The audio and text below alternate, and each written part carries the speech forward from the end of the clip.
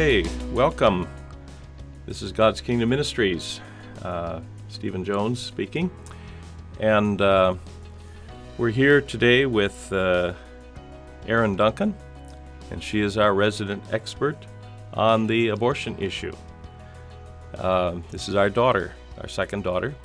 She works in a pregnancy counseling center, and so she's agreed to come on and let's talk a little bit about the abortion issue today. So, welcome, Erin. Well, hello. Thanks for having me. Yeah, tell us a little bit about your background first. Okay, well, I've been a nurse now for 21 years. I originally was a nurse on a labor and delivery floor, and I currently still do that every once in a while. So I've been doing that for 21 years, and I've been at the Pregnancy Resource Center here in Jonesboro now for 11 years. That's Jonesboro, Arkansas. Sorry. Yeah. Yes. I remembered. So what I do here at the Pregnancy Resource Center is pregnancy tests and limited OB ultrasounds. So I've been doing that since 2008. Okay, so I hear that essentially you have a ministry going, huh? I do.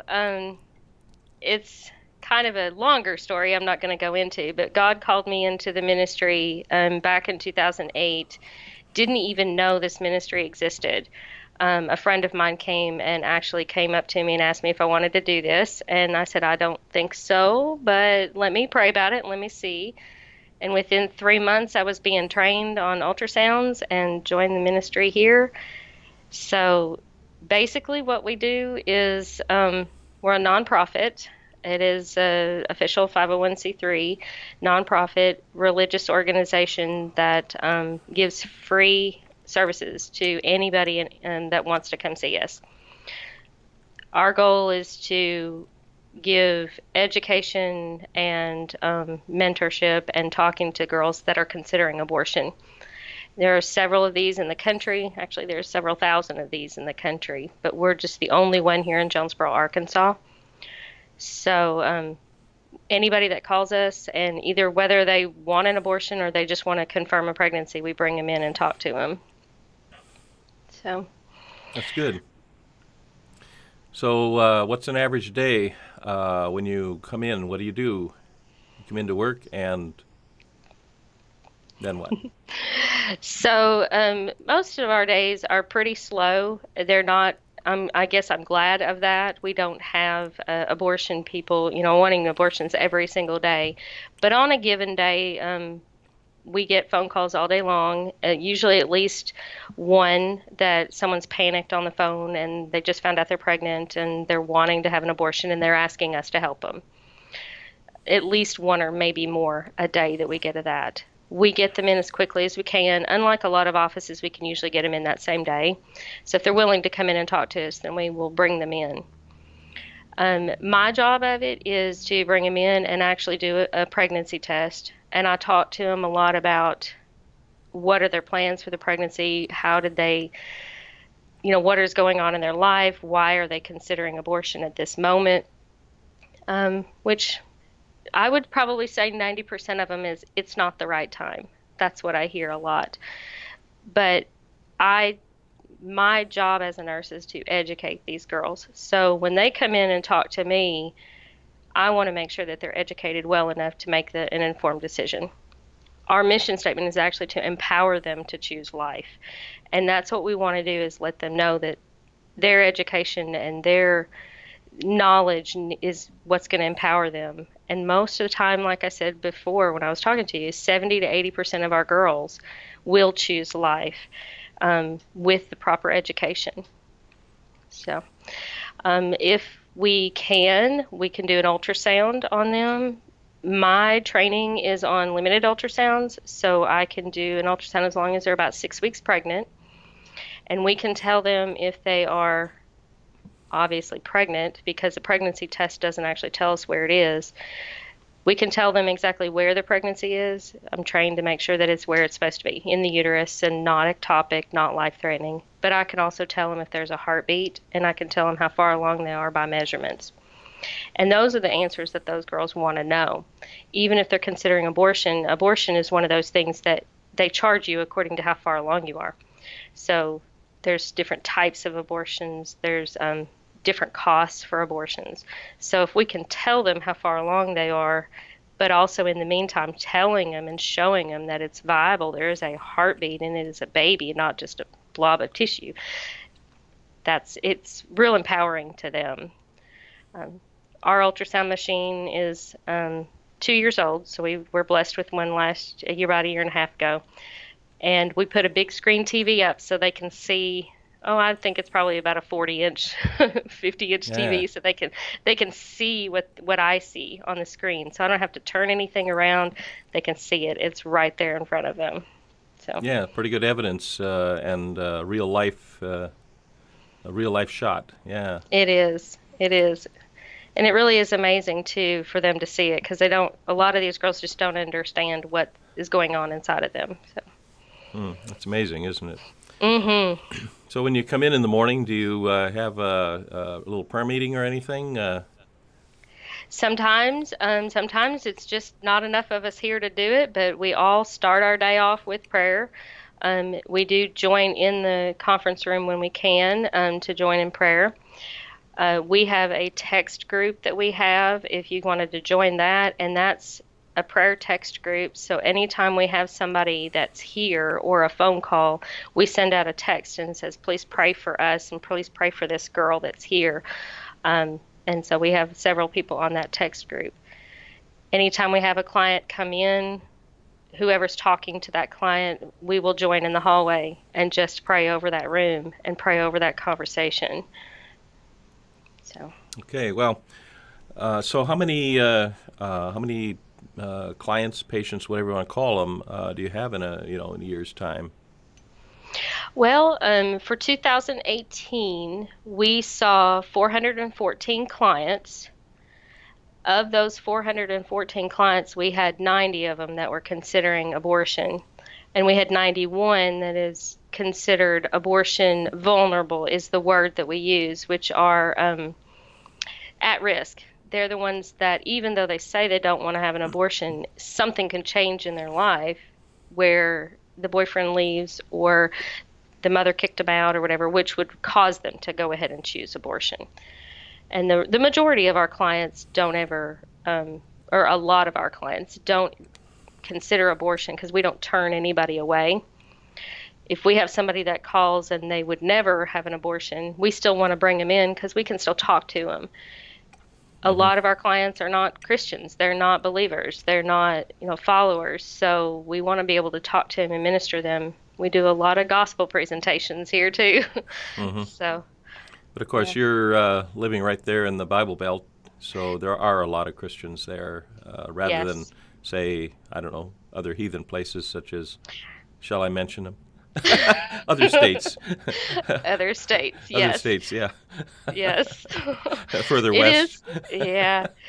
We are blessed. I am blessed that we don't have an abortion clinic in Jonesboro.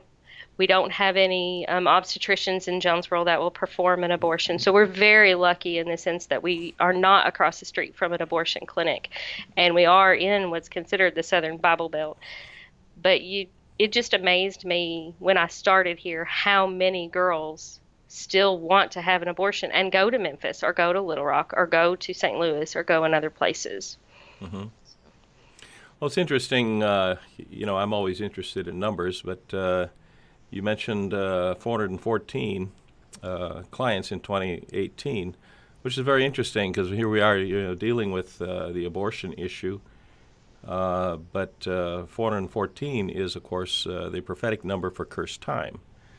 And that's kind of interesting, It almost seems prophetic here, a little woo-woo, that it would turn out to be exactly that, For those that are unfamiliar with it, you can read my book, Secrets of Time, where I explain the principle of cursed time. And that's basically based on the verse back in Genesis, after Adam and Eve sinned, where God said, "Cursed be the ground for thy sake." And so the ground took the curse for Adam's sake. And curse time is kind of a misnomer, actually. Really, it's a grace period, but it's based upon a curse. The curse is the curse of the law, ultimately. And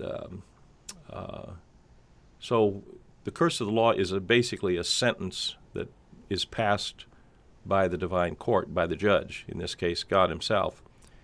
And God, being merciful, gives people a grace period so that they have time to ponder this and to repent.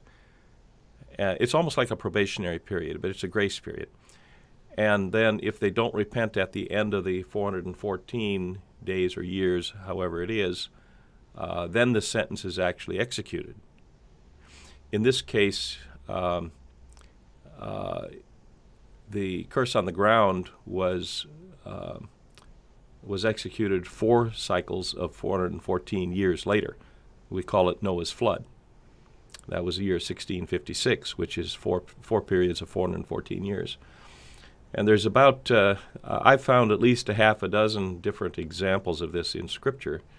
But also, I've walked this out myself personally in terms of 414-day cycles. When you're dealing with nations where you got long-term cycles, it's in years. But with individuals, it's measured in days. And so I'm quite familiar with that. Of course, you were born just a little bit before my first experience on that, about 5 years before. And just for the record, Erin was our first home birth in Phoenix, Arizona, where you were born, and that was very interesting because she was rather impatient back then. From beginning to end, it took an hour and 55 minutes, and her mother didn't even wake me up for the first hour, so we were really scrambling. She was in hard labor by the time we were ready. By the time she even woke me up, and so that was quite interesting. That was our first experience. I was the old mid-hubby at that time, and delivered Erin, and then delivered the next 3 as well. So I've had a little experience here with this whole thing regarding birthing and all that. It's been kind of interesting. So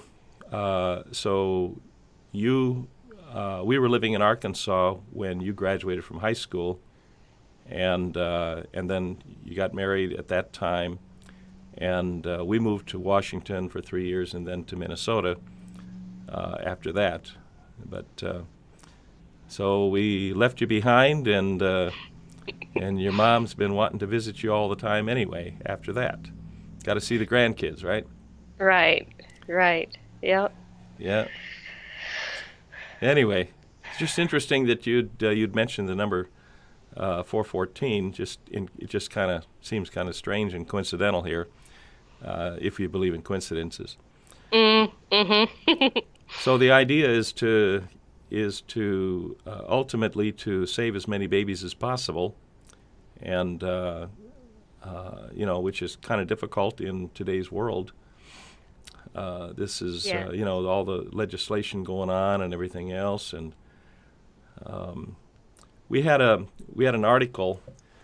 We saw an article recently where Jewish and Christian leaders, went to an abortion clinic to bless that, and basically pronounce that to be God's work. I suppose that's a little bit like Blankfein talking about the God's work, in the banking system, the international banking system. Well, it is God's work, but it's not quite the way they think. Obviously, if you believe in the sovereignty of God, yes, everything is directed by Him, but it's not God's will. It might be part of the plan, but it's not God's will. So saving babies is really quite a ministry. I mean, when people go into the military, they're out to save people too. They might have to shoot a few people to save the right ones, maybe, but with your ministry, at least you don't have to go shoot people. Right. It's just purely saving lives, and that's very important. Yeah. It's definitely been a hard road the last 10 years. When I first started here, it was very difficult to not want to just shake these girls and, scream at them and say, don't do this, But God has really given me a compassion for this ministry and such a different view. Just like you said, it's not God's will that, that they abort, but it might be part of the plan. And I don't know what that plan is for that girl that comes in. But just for us to be able to talk to her and to let her know that God does love her and that there is a plan for her and this baby. And it just has given me a different view on the girls that choose abortion. I used to think it was just be, like you see in the media a lot, it was, how can you do this? How can you kill your baby? Instead, now I'm like, okay, so all these circumstances coming up, I understand why you're considering it, but have you thought about this and this and this? And have you thought about the fact that God may have a different plan for you than what you've planned for yourself? And so a lot of our girls are truly believe that they're Christians. I think it's like 70% of our girls are in church. They say that they're Christians. They say God, that they've given their life to God. Yet they don't want to trust him with the plan that they had. And they're not living their lives the way they are. Most of them are not married. Most of them are doing their own thing. But it's just really given me a compassion to really talk to these girls about the sovereignty of God, the love of God, and changing, and trusting. So. Yeah. Well, that's interesting. Yeah. It's different. I know we deal with a lot of girls that have chosen abortion in the past, too. We have an actual part of our ministry here is a post-abortion ministry. And it's we have 2 women who are post-abortive themselves that have gone through a healing class that basically it's a Bible study and a healing, because it's not just counseling that these girls need. Sometimes it's an actual Bible study healing part of that. But we have girls going through this every single month. It's a 6 or 8 week class that they meet with somebody. And I deal with girls every day that come in and said, I chose an abortion when I was 20 and they're 30 now, or it was 5 years ago, or we've had some that's been 25 years or 30 years that actually are still suffering from that choice that they made years ago. And we just have to have compassion for them and let them know, look, there's a way to heal from that. There's a way to get past that. It's just like anything else. We just beat ourselves up over it instead of the sin that, you were doing yesterday didn't bother you, but the abortion bothers you. Yeah. So, but that's another part of our ministry that's just really good, is allowing these girls and women to heal from a choice that they made a long time ago. Yeah. Do you find a lot of them with emotional scars from it? Do you know any statistics, percentages, anything you would estimate? Oh, I don't know statistics, but I do know that it's a very high statistic that they will have some sort of emotional or even physical problems. The most common things that people don't even realize is that there's promiscuity, alcoholism, drug abuse, even just shutting down and putting walls up and not being able to communicate. That's probably in the high 70 to 80% of women have something like that just because of the abortion. Wow. Yeah. And so we try to at least let them know that there is some healing that can, through God, you can heal from that. Mm-hmm. You don't have to suffer for the rest of your life over that one choice. Because, you can't undo a choice that you did, so. Yeah, just got to pick up the pieces from there. Right. Yeah. Yeah. Well, there was a movie that came out recently. How did that impact you? Besides crying through the entire movie, Yeah. besides that, um, yeah, Abby Johnson's movie came out. It's called Unplanned. It came out earlier this year, and I have had the pleasure of meeting Abby Johnson a few times. We do a fundraiser at our clinic every year, and it's our main source of income because we are a nonprofit. We need the income. She was one of our speakers that came several years ago, so I had the pleasure of meeting her then. So I heard her story firsthand at our banquet that year, and I cried then too. But that she was one of the first ones that helped me understand and realize what is going on in those clinics. And Mhm. it angers me. It makes me mad because of the fact that we hear in the media all the time Planned Parenthood, and I'm going to pick on them because they're the big one, but there are other abortion clinics, but they lie about what we do and say that we're lying to our clients and that we don't give them the truth. We're not real clinics.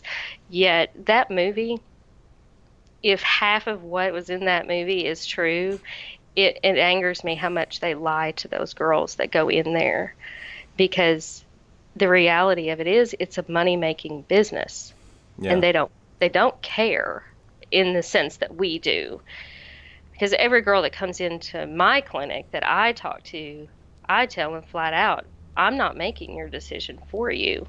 I'm making sure you're empowered to make the right decision and you think about what you're doing before you do it. And so that movie was something to watch. It's very eye-opening to that industry. Yeah. Yeah, we went and saw it too, and of course your mom cried all the way through it too. Of course. Me, of course, doesn't affect me at all, right? Right. Uh, oh well. Well, yeah, oh well. I think for me it brought it very close because not only have I met her, but I understand, that there are good people that work in those clinics that are being Hmm. lied to and being deceived. And I have which you can ask your grandkids. I hate lying. That is one of my things. I don't like to be lied to, and I don't like lies out there. But that industry is just all about money, and it's all about the numbers, and it's all about them and not the girls that go in there. Hmm. And the people that work there are very deceived, and some of them are very good people. And according Yeah. to some of the hidden cameras, there's some not so good people that work at those places too. But Yeah. Yeah. I've seen pictures of how can I put it? Meat markets of hmm aborted children. Uh, the farther along, the more it costs. People right. actually, it's unspeakable what they do, but they actually cannibalize children as well. Just treat hmm it like a delicacy or something, and hmm and it's unbelievable what is being done. But I think that the real value is not in the meat as it were, but the value is calculated in terms of body parts being sold, and hmm that's what's of course being investigated now in Right. in the Justice Department, Right. and so it's about time somebody investigates them. They've had a free pass for way too long. Oh yeah. Well, even when I started here, I had no idea stuff like that went on because I didn't research. I didn't get into it. And now, my eyes have been open to a lot of things, and now it's very frustrating. And of course, now with all the laws and stuff coming out, it's very eye-opening and good that people are starting to see the deception on that side Hmm. and see that they're not treating these babies with any kind of dignity whatsoever because it's just a piece of tissue to them and money. Yeah, So, yeah, it's pretty sad. Well, there's a lot of people in my position, people who are in the ministry, uh, who talk about abortion, and and their basic position is that God is going to judge America because of all the aborted babies and things like that.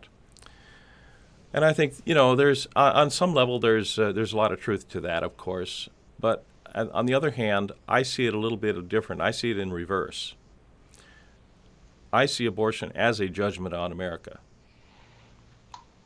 And so the causes, I mean, we could get into all sorts of different causes on that. But in the end, America came into a position of judgment back in about 100 years ago, a little over 100 years ago now, between 1914 and 1917. And we came under a captivity called Mystery Babylon. But it's a long story, and I've written about these things. But in the end, America is under what the Bible would call a wooden yoke. A yoke is, on an ox is a symbol of servanthood or slavery, captivity of some sort. And the book of Jeremiah talks about a wooden yoke, which is a lighter yoke than an iron yoke. In the law, in Deuteronomy 28:48, God says that he would put an iron yoke or a yoke of iron on them if they were disobedient to his laws. It says nothing about a wooden yoke. You have to go to Jeremiah to see that there is more to it than that. And the people were offered a wooden yoke, but they refused that, and so then they got an iron yoke. And the difference is, with a wooden yoke, you serve out your sentence without going into captivity. So there's no uprooting and disruption in that sense. You just simply submit to the invader and pay tribute, which today we call tax. But if you and the wooden yoke is imposed by God because of previous warnings that they've ignored of lawlessness. In other words, they refuse to be obedient to God. They refuse to give him his rights as the king. And so God says, okay, then I'm going to put you into captivity. Now you can do it the easy way or the hard way. The easy one is you submit to my judgment, and I'll put a wooden yoke on you for X number of years. But if you don't, if you try to fight and do the patriotic thing, I'll put an iron yoke, which the iron yoke is defined in Deuteronomy 28 as being taken off the land and deported somewhere else into exile for an X number of years. So this is ultimately what happened. Through the book of Judges, they had a wooden yoke where they had about 6 different captivities, but they were all served within their country. But eventually, in the days of Jeremiah, they went to Babylon for 70 years under the iron yoke. Then they returned after 70 years, but they were still under Medo-Persia, so they were now under a wooden yoke.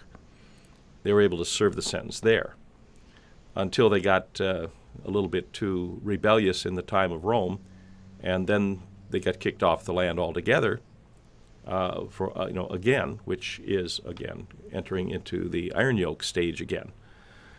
So there's a lot of in this, and that's all has to do with the prophecies. But the point is that America is under a wooden yoke, not an iron yoke. Because if we were under an iron yoke, we would have had to go into captivity. I don't know where. Go to Siberia, maybe? I don't know. Whatever.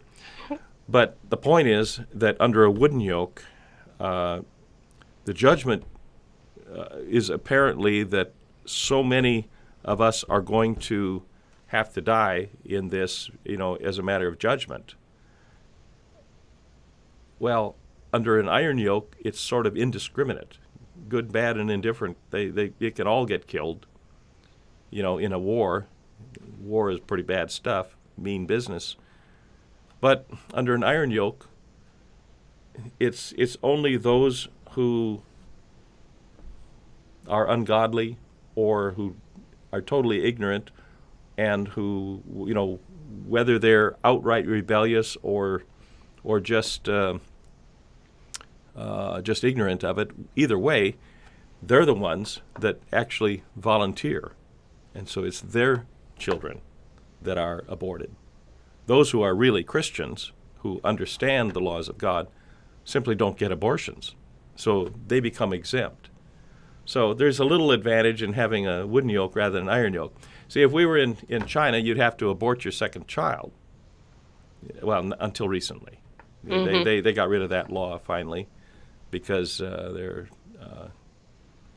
were running into problems with not enough women, and so but anyway, you see, it was mandatory. Abortion was mandatory in China.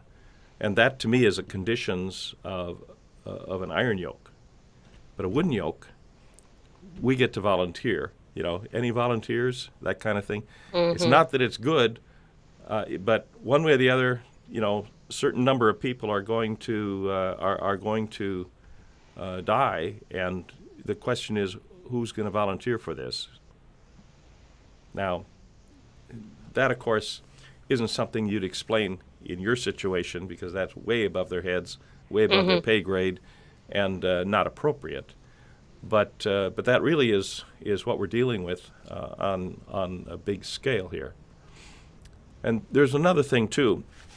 I have a little booklet, and it's called "The Prophetic Roots of Modern Abortion," and this can be ordered online. But I showed some of my own experiences in Revelation from way back in 1985 and 86 and all the way through 88 and 89, a long time ago, where it was revealed that insofar as the sons of God are concerned, the church has been either miscarrying or aborting the sons of God for a long, long time. And this gets into questions of the laws of authority, because the church was given authority back on the day of Pentecost. And they had the authority to essentially to make the decisions that would affect the rest of the world. Just like if you go back even further, at Mount Sinai, Israel was given the authority on that first day of Pentecost, which was when God spoke the Ten Commandments. That's the day that was celebrated thereafter as Pentecost.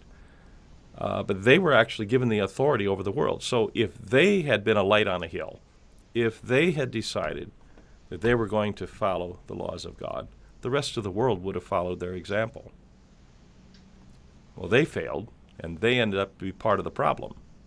So they got exiled. Well, then you have round two here, Pentecost again in Acts chapter 2, and the church received authority again. What did they do with it in the last 2,000 years? Well, they pretty much squandered it, and they became part of the problem again. And so when it came to this message of sonship, where we have Christ in you, the hope of glory, we've been begotten by the Father through our ears, the seed of the Word. Peter talks about this in the last few verses of chapter 1, 1 Peter 1, 23 to 25. All of this, the church has failed to bring forth righteousness and bring forth the sons of God. And back in 1985, we discovered that there were two kinds of Christians. Some who deliberately aborted the man-child or aborted the sons of God. And then others, the vast majority really, who simply didn't have the strength to bring forth. And this is one of Isaiah's prophecies to King Hezekiah. The children have come to birth, but we do not have the strength to bring forth, to actually give birth. And so sometimes things are just, sometimes you just miscarry. It's a miscarriage rather than a deliberate abortion. But either way, the end result is ultimately the same. Mm-hmm. And so we've had to deal with this on a prophetic level for many years, even back when you were, 9, 10 years old. Okay, long time ago. We've been dealing with this issue for a long time. So it's nice to see that you are doing this kind of work because, from my perspective, I see it as an extension of what we have been doing as well and what we've wanted to do for a long time. So you're right there in a very practical position to help out in that. So that's very good for us. Me as a parent, of course, we always like it when when our kids are doing the right kind of work. That's always nice. So we appreciate very much what you're doing. Do you have any particular stories, anecdotes regarding things? Yeah, actually, there is one that really just always stands out in my mind. We had our banquet in April of this year, and we're always looking for what we consider testimonies. It's those people that came in, they changed their mind, and then had their children. It's really difficult to get women to talk about that. If they were considering abortion and then they didn't abort and they had a child, it's really difficult for them to stand up and say, look, I was considering abortion. Well, I guess God just gave it to me this year because her child is now 5. But I had a particular patient that came to see me. Her baby was 5 in January, so it would have been in 2014, I guess it was. She came in, married, had an affair, got pregnant, did not know if it was her husband's or the boyfriend's, the affairs. And she's told me she's a strong Christian, in church every week, and never thought this would happen to her. She had 2 children already. And we sat with her. She visited us 3 or 4 different times, and just cried the entire time she was with us. I don't want to have an abortion, but that's what I have to do because I don't want my husband to find out I had an affair. I don't want a baby by this other person. I don't want another child right now anyway. And so we just talked to her. We did an ultrasound. Didn't even see anything the first time we did the ultrasound. She was so early. So we brought her back and did another ultrasound, and we saw that heartbeat. And she did a testimony this year and brought her 5-year-old daughter with her. That's just an amazing thing. She was the only client that I remembered her name, remembered everything about her, because she came to see me 3 times. And she even saw me out in public and would come screaming and hug me and let me know what was going on. And she worked at the hospital near me, and she just would show me pictures of her daughter. Every few months I'd see her and everything. And she tells me now, I can't imagine not having my daughter. And then, of course, she gives the praise and glory to God because he opened her eyes to what, could have been, or what we said and what we did helped her to carry. And now she is now happily remarried and to a wonderful person. And she's got a beautiful little girl that I just absolutely adore. She is so cute. We don't always get to hear the happy endings because a lot of them don't ever come tell us what happens. But we've had several like this. In the 10 years I've been here, 11 years I've been here, we get lots of stories. They'll come back months later and bring us a baby in the center, and we get to love on that baby. And then they just, thank you so much for what you did, and those kinds of things. So yeah, that must be rewarding, huh?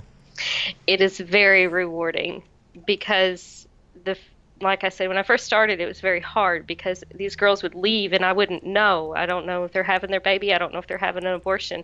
And then that one little spark, that one little person that comes in and just hugs me and tells me thank you. I'm like, okay, I can continue to do this. And yeah. It's very rewarding. So do some of these girls come back and tell you what the results were, what their decisions were? We try our best to follow up with every single client that comes in to see us. We have our standards of like any other clinic where we allowed to contact you? Can we call you? Can we text you? Can we do these things? And I would say it's about a 50-50. Some girls, there's these cell phones that run out of minutes all the time, so a lot of them we can't ever get a hold of, and we don't ever know what their decision was. But a lot of them we will get a hold of them, And they do tell us, no, I've chosen abortion, or yes, I'm carrying my baby. And we even do follow-ups around the time their baby's supposed to be born, just to see, hey, did you have your baby? And, can you bring it in and let us see it? Those kinds of things. So we try our Hmm. best to do some follow-ups just so we can know. But it's also the fact that we do actually care about them, and we do want them to know that. Yeah. So they understand that we're actually loving on them. So what do you do if you hear that they had decided to have an abortion?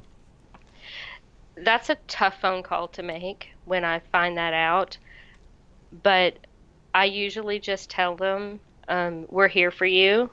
And if you need somebody to talk to, then you can always come back and talk to us. I do tell them about our post-abortion recovery classes and stuff if you ever have any problems. And we don't want people to think, hey, we're a revolving door and we want them to come back if they need our services, because we certainly don't want unintended pregnancies. But we do want them to know that we're not judging them for their decision, and that's not our place, and we still love them, and God still loves them, and that they can still come and talk about it. Because a lot of these women bury those decisions and never talk about it, and that's hard for them. So it's a safe place for them to come. Hmm.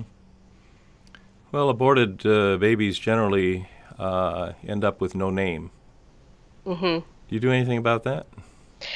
That's part of our recovery class that we do, is they actually write a letter, or name their child, or pray about it, because some women have actually gotten answers from God that they had a boy or they had a girl, and God helps them name their child.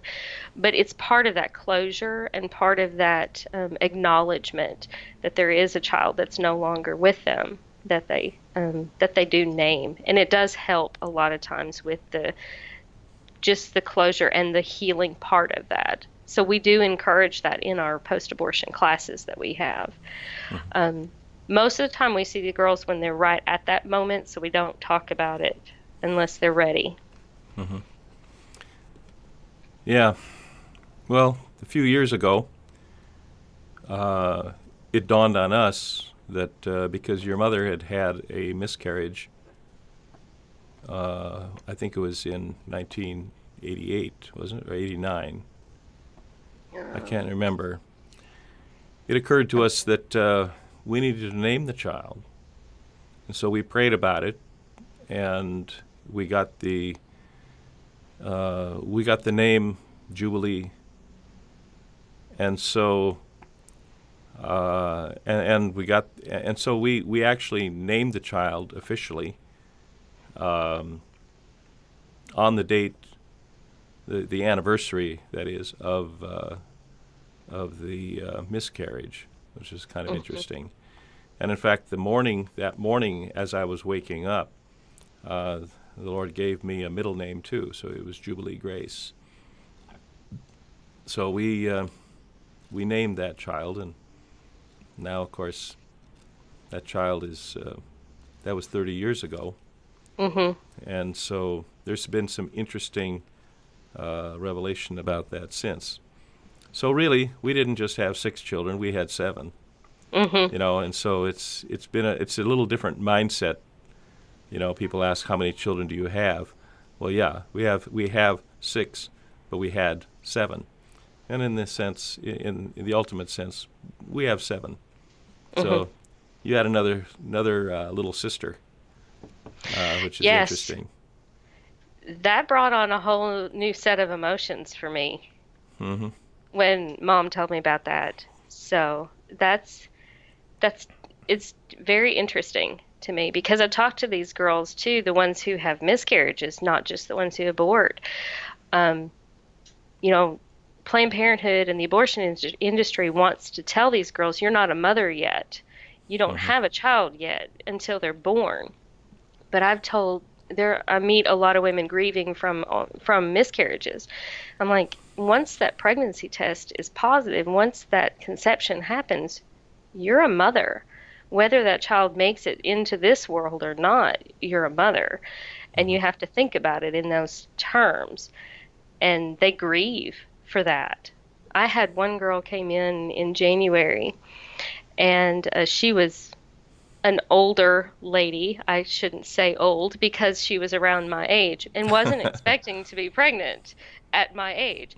And she really just was like, "No, I'm done. I have teenagers. I don't want to have another baby." And so we talked about the abortion. We talked about the side effects. And then I did an ultrasound for her, and she had had a miscarriage. And it was confirmed about 2 weeks later. She called me and said, "Yeah, I had a miscarriage." Well, she came to see me 2 weeks ago, I think it was, and she's pregnant again. I Oh, said, "Oh no, no, did you not hear what I was telling you in January how to prevent this? Because I do talk about abstinence." I mean, the nurse in me has to tell these girls that there's only one way to not have an unplanned pregnancy. yeah, probably need to But talk to the husband on that. yeah, but I told her, I said, "Do you not understand why you do this?" She goes, I know. I heard you last time." And I said, "So what happened after your miscarriage?" And she said, "You know what?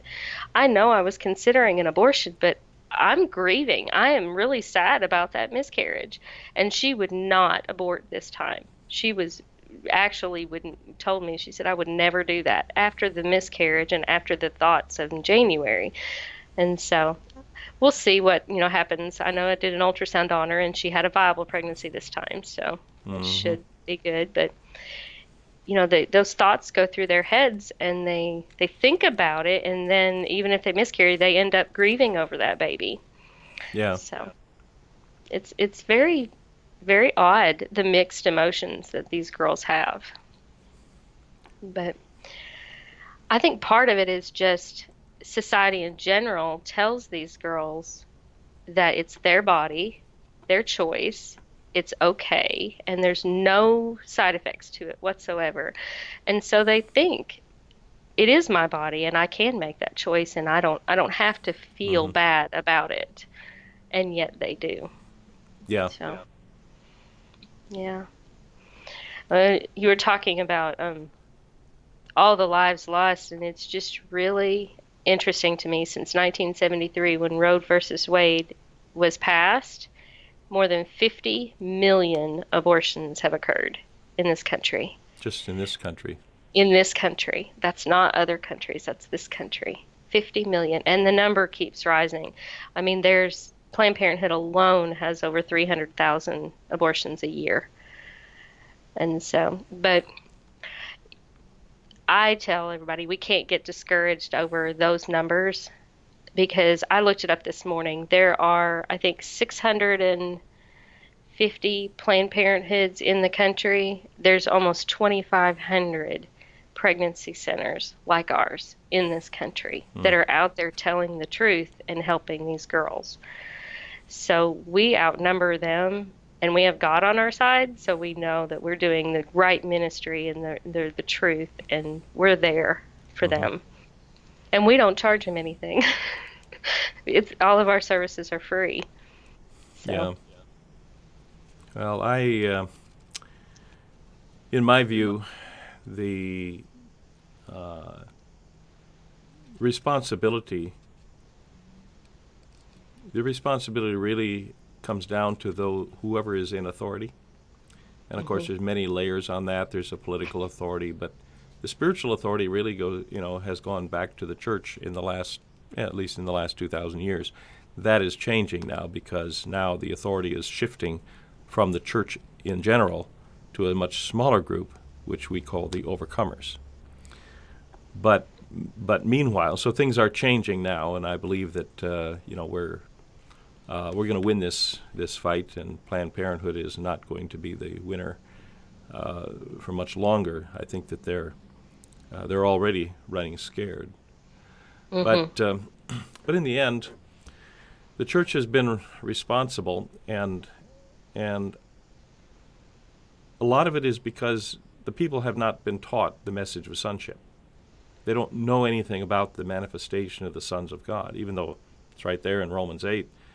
But very few people really have a grasp of that, and they don't understand the process. They just need some a serious Bible study to know what this is all about. And of course, that's what we try to do. But in the end, in my view, the world will follow the example of the church, whatever the heart of the church is. Now, we're talking about a corporate body, is not, which is made up of many different people, and everybody is different. So we're not talking individually per se, but in the big picture, whatever the church looks like as a body, as a whole, the world will follow that example, because that's what the church mandates. You say, oh, you're going to miscarry or abort the sons of God, then that's what the church will do, or that's what the world will do. And the way the world does it, they bring it into the world, into the physical realm, and we call it Roe v. Wade. And, but if the church had done its job properly, and they had 2,000 years to do it in, we would never have had this problem to start with. They would have brought righteousness into the earth, but unfortunately, they got careless, and it became all about power and money instead of manifesting the Holy Spirit. And so it wasn't about character anymore. Now it's just about membership roles, or being a member in good standing and paying your tithes and that kind of stuff, rather than in building your spiritual character. And so there's been a lot of consequences to what you might call church apostasy, or everybody has a different definition of that, but basically the degeneration where character takes a back seat to membership. I am a Christian because I am a member of somebody, and I am in submission to some man up here in a hierarchy, rather than I am a Christian because I have been begotten through the gospel by the Holy Spirit.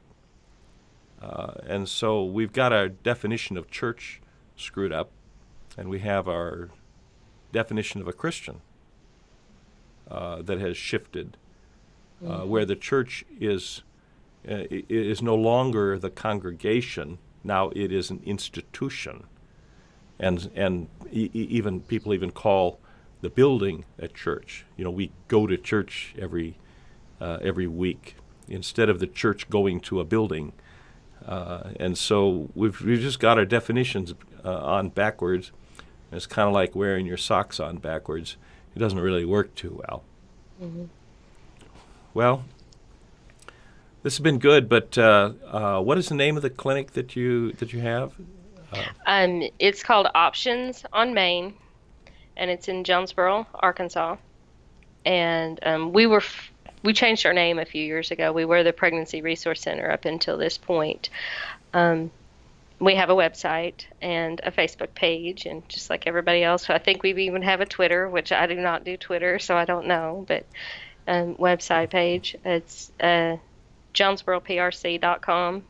We haven't changed that, so but that's what we are. Well, we'll give the information down below. I would,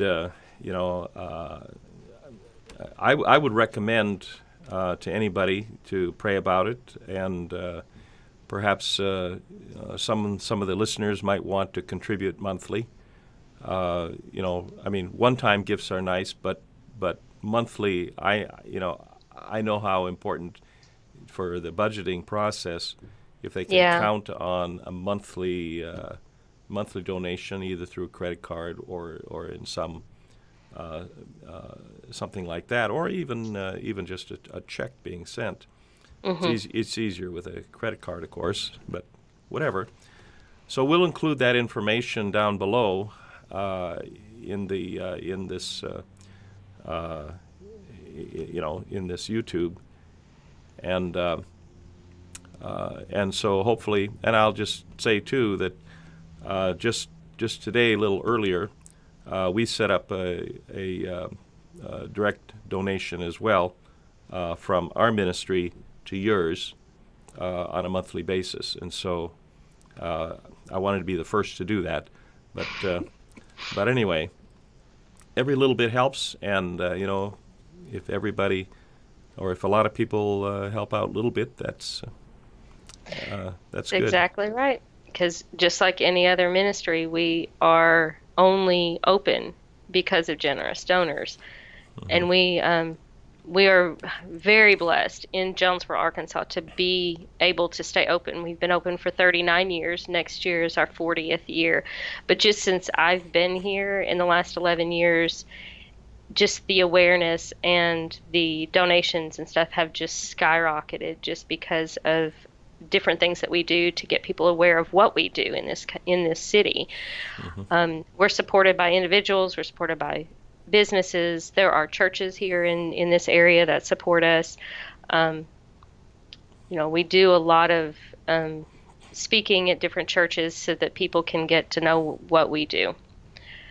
So, and we've got even after program, like different types of things that we do for these girls that need services but don't know where to go. We actually do like parenting type classes that incorporates Bible study along with it. And there's two churches here in Jonesboro that now do what's called Embrace Grace, and it's for pregnant girls, but it's only a Bible study at a church where they get plugged into people loving on them, and then just teaching them. These girls that have started these programs, they don't know anything. So we're starting at the very beginning of who is Jesus, who is God, and then going from there.